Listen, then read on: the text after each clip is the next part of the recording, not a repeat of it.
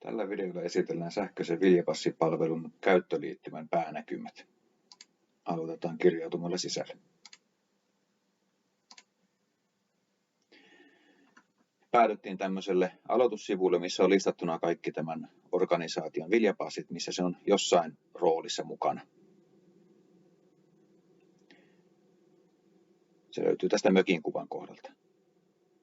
Sitten mennään tuonne organisaation tietoihin ja nähdään, että ollaan kirjattu tuonne Viljalaari Oyn nimisen yrityksen tunnuksilla tänne. Ja tässä näkyy ne tiedot, mitä tästä yrityksestä on annettu. Ja niitä päästään täältä muokkaamaan. Kaikkea muuta paitsi Y-tunnusta voi muokata jälkikäteenkin. Sitten organisaatiolla, etenkin maatalousyrityksellä, voi olla useita maatiloja. Tällä organisaatiolla nyt ei ole yhtään, koska tämä on tähän demoon laitettu ostajan rooliin. Mutta täältä näitä maatiloja voi sitten lisätä.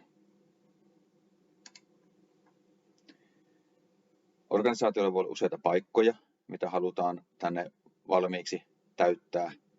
Eli esimerkiksi viljasiiroja, mistä viljaa lähtee, tai vastaanottopaikkoja, mihinkä sitä sitten puretaan. Ja käyttäjähallinta löytyy myös täältä organisaatiosivulta.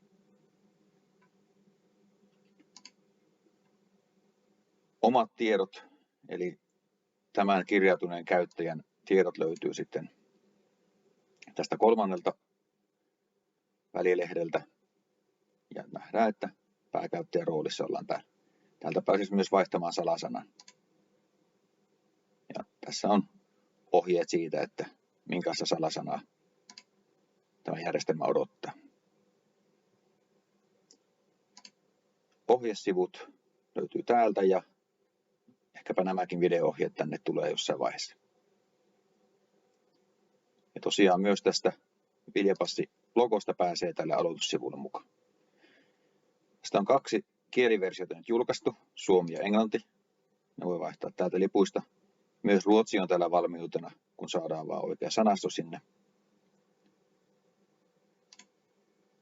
Ja täältä löytyy vielä tämän kirjautuneen henkilön tiedot, eli tämä profiili. Ja silloin hypätään tänne omiin tietoihin, näihin päävalikkoihin.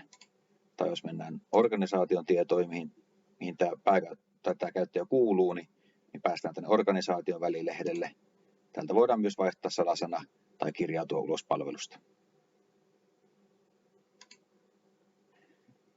Ja tässä oli Viljapassipalvelun päänäkymät.